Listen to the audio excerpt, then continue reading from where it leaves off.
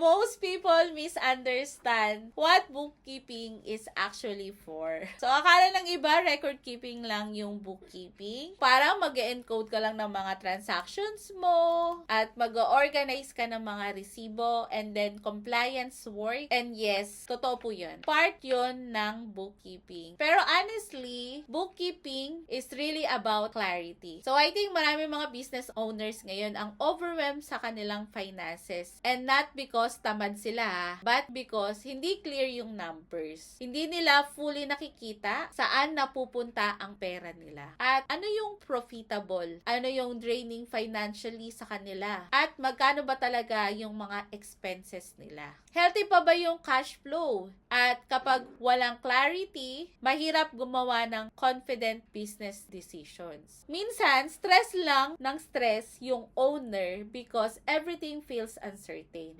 That's why may one framework tayo that I really believe is yung tinatawag kong ABC framework. Ano ba yung ABC framework? A is for the access. First, kailangan may access ka muna sa financial record and platforms because if incomplete yung records mo, mahihirapan ka na makita yung buong picture niya. So, books. Kailangan may access ka sa books ng client mo. Second is books. This is where transactions are organized properly and accurately. Kasi magulo yung decision making kapag magulo rin yung books or records ng client mo. C is for clarity. Ito yung pinakamahalagang part for me. Clarity, understanding what the numbers are actually saying about the business. Because bookkeeping should help business owner understand what's happening, what needs improvement, what's working, what decisions need attention. One thing I realized working with business owner is this. Most people don't actually want spreadsheet. They want peace of mind. They want clarity. They want confidence when making decisions. And honestly,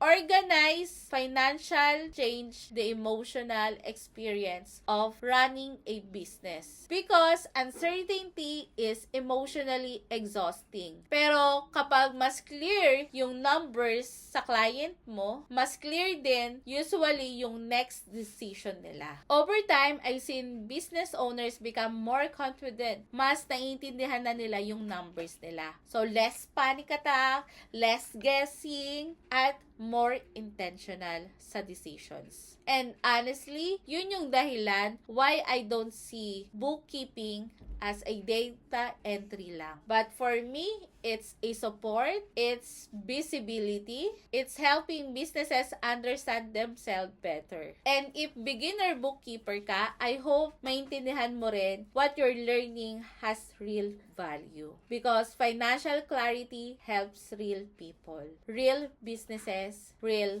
families. And if business owner ka naman, please don't ignore your numbers out of overwhelm. You don't need to become finance expert overnight, but clarity matters more than many people realize. Numbers are not just report. They tell the story of the business. And sometimes, the clearer the story becomes, the better decisions people are finally able to make.